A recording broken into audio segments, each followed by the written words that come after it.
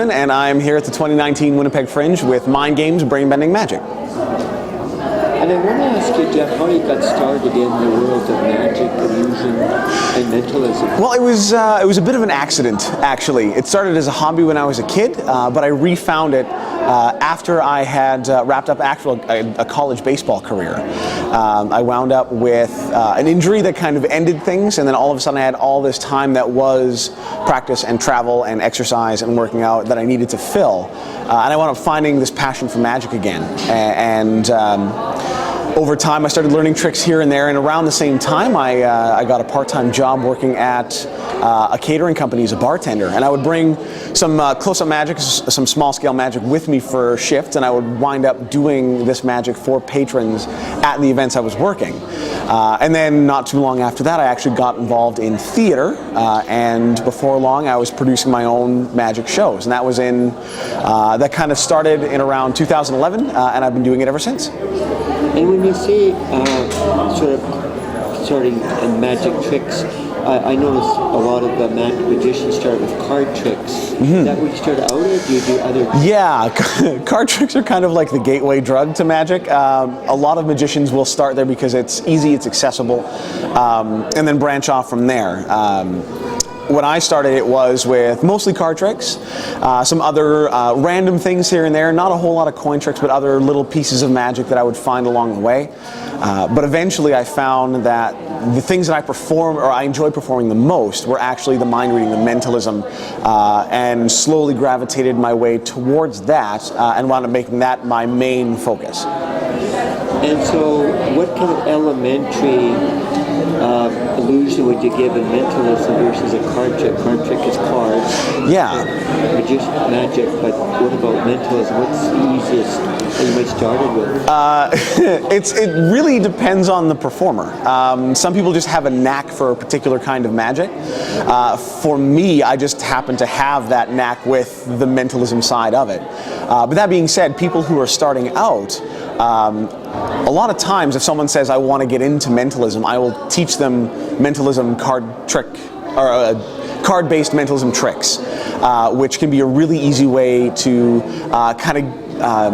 it's a really easy mechanism to learn something, but also a really easy way to kind of get the pattern down and learn how to approach mind reading as a performance rather than just a trick. You learn the ins and outs, the pauses, the beats, the approach, with a very simple, easy to learn and easy to work with prop.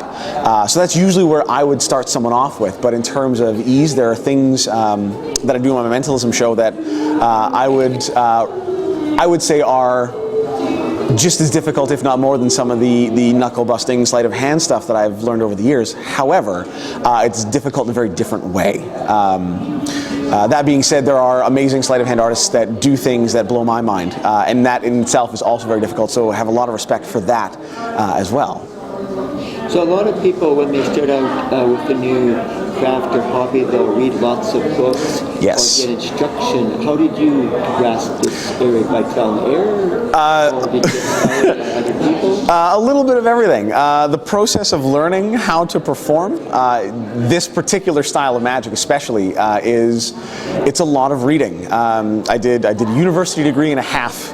And I find that the process to learn and write and practice magic, any brand of magic for that matter, is very similar to academics. I've spent most of my time reading, researching, finding old material or old sources that may outline a method that hasn't really been discussed or used in a while. Like I say, it comes down to a lot of that research. And a lot of the tools that I picked up in a university degree are also the same tools that I use to find and learn this magic that winds up eventually being put in my shows. But as for influences, there's a lot of influences in the world of magic that a lot of people actually don't know about because they kind of became, I like to joke, magician famous. They're a common household name amongst people who practice the art, but not a lot of the general public knows them.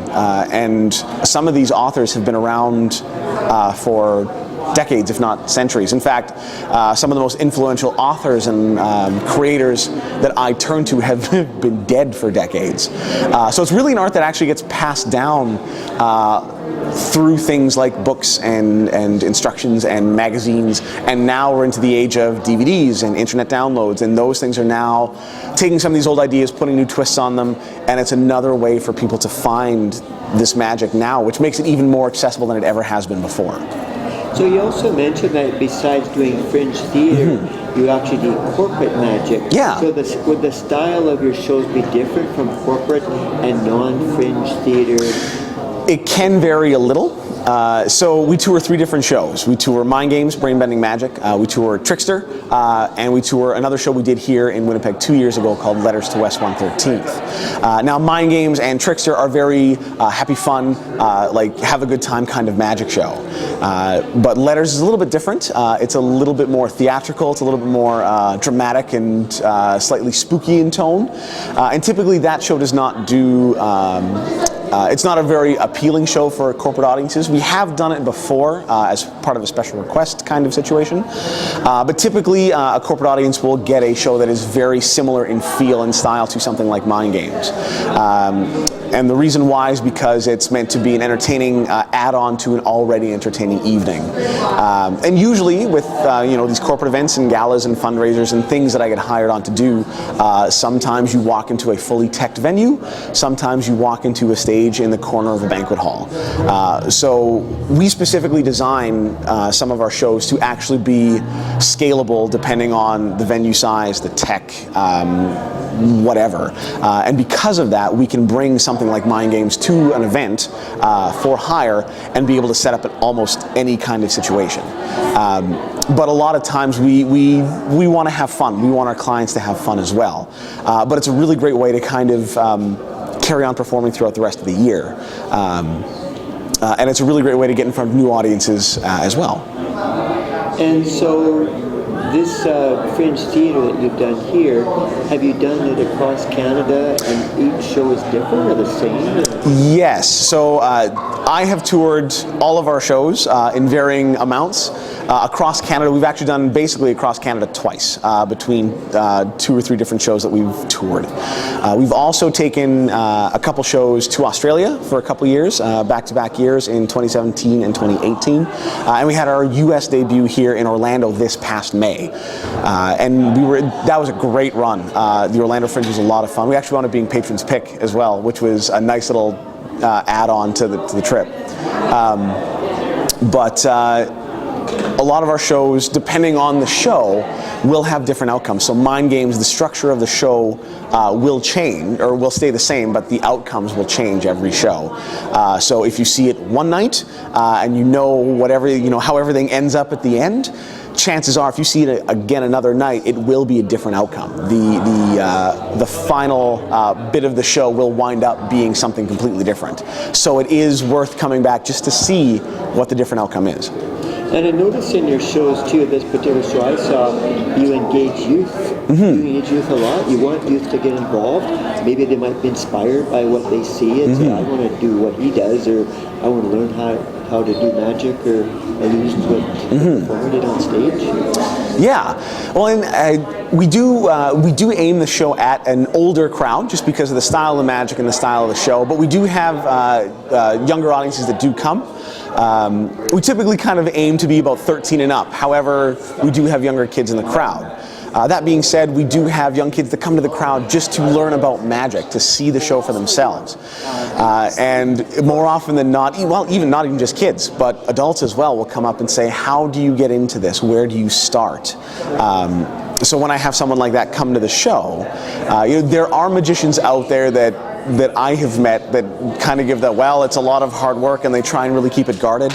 I feel it's not very beneficial to the art, so I approach that a little differently. If I have someone of any age come up to me and they're really interested in learning how to actually get involved in the show, I'll tell them, here's my contact info, get in touch if you really want to learn. Yes, it's a lot of hard work, yes, it's something you can't master right away, but here are some great places to start. And I try and give them that foundation of sorts of saying, hey, here's 3 or 4 great sources that will kind of get you involved in magic in general that I started with that I thought were great. and carry on with it. And if you have questions, let me know, or if I can't help you, there are other places you can go. Because frankly, if you keep that going, the art succeeds as a whole. Everyone gets involved, more brains get involved, magic progresses just like any other art. And to keep it locked up, I think, is a little bit wrong, because what better way to develop an art than bring new people in and give them the tools to find their own voice and create their own magic. So one thing you also said too, that when it comes to learning what you do, it's personal. It's not, you can't duplicate what I do in another show. It's all personal. You decided to choreograph these tricks or mental illusions yourself. Exactly, and that's I've had people ask me in the past, like, can you teach me? And my my answer usually winds up being, well, no, but here's your sources where you can teach yourself. And the reason why is because if I teach you a trick, for the most part, you will forever be doing that trick the way I taught you, and that's the way it will always kind of be. Whereas if I say, here's the basic building blocks, here's the method, here's some performance theory, go learn now. What will wind up usually happening is that the person who takes this information will find a way to incorporate it into their own show with their own message, their own personality, their own persona, and really create something unique, even though the building blocks may be the same from one magician to another. But they take that idea and they run with it in a way that is unique to them, rather than me just saying, here's a trick, go do it. And I really, really want that person that takes that advice to do that, because that's how you create your own magic. And one other thing I wanted to ask you too is, I just saw another show here with Keith Brown, Noel, and he actually went to Iceland. Do you have any aspiration to go around to different places in the world besides Australia, maybe even Las Vegas? A show there. I don't know how you get in Las Vegas. I will do a show anywhere they want me. And in fact, it's actually been a really great way to travel. I have seen more of even just Canada than most of my friends and family have, or probably ever will have. And I've been super, super grateful to have that opportunity and to be able to do that. We go back to Australia because we love it there. It's an amazing place. It's great, and we're looking at potential places to go in 2020 and beyond. Maybe back to Australia, maybe hit New Zealand, some other countries along the way. But it's really been a great way to get us to see the world, even if it's just been across Canada. But we've taken the show worldwide, and like I say, it's been a really, really great chance and a wonderful opportunity to travel and do this show everywhere. And have you noticed different feedback from different cultures, different countries, yes, provinces that you might visit? Yeah, because I've never seen this kind of style of magic before. Exactly. We do find differences in different crowds and different places. A lot of times it's a regional thing. It usually comes down to sense of humor. There are some things that we do in Australia or Orlando or Winnipeg that play better or worse depending on the city. But we even notice it from crowd to crowd as well. Some crowds are a little bit more reserved. Some crowds are much more exuberant and interested and active. But we, especially with mind games, and a little bit even more so with Trickster, we've built that show so the first 10 minutes we know what kind of crowd we have, and we can kind of adjust on the fly a little bit. We can if we have a really reserved crowd who doesn't necessarily have a whole lot of extroversion in the crowd, we can find ways to adjust to that crowd and make it fit and make it enjoyable for everyone. But there are differences between crowds and places, but it's also a really great way to get a sense of the people you're performing for as well. And one of my favorite parts of traveling to different places and putting on these shows in different cities and countries is meeting those people. I have friends across the globe because I've had such a great opportunity to meet the people I'm performing for. So when it comes to performing in front of people, have you ever performed with somebody famous, a celebrity that attended your show or I guess it depends on your definition of celebrity. I've toured with and alongside people who've had TV spots on various reality shows. I've toured with, or I've done shows with other magicians that have gone on to do different things in different places. So it's, especially in magic, the community is quite small. So it doesn't take a whole lot to kind of meet those people and become good friends with them. Again, I have friends across the globe that have performed and traveled everywhere, and we still keep in touch, and we have friendships and things like that across the globe. And one of the comments I noticed about your show, because I remember Kreskin, and still he's alive still. Yeah. And I associated your style of mentalism with Kreskin. Have you ever met Kreskin before? No, there was. I think it was a couple of years ago, 2-3 years ago, something like that, where we were touring cities with our shows, with fringe festivals and other theater bookings and things like that, and we always seemed to be a city or two behind him, which was great because we knew we had a captive audience, because if he was there, they'd love our show too. But it was also tough because we'd wind up just missing him and missing that opportunity to finally cross paths. And I really hope I do someday, because he is getting older, but he still, at whatever age he is now, puts on a hell of a show. And finally, if people want to find you, maybe book you for a corporate event, because we have a lot of corporations in our city here, how would they contact you? The best way is through my website, newmanmentalism.com, or by email at info@newmanmentalism.com.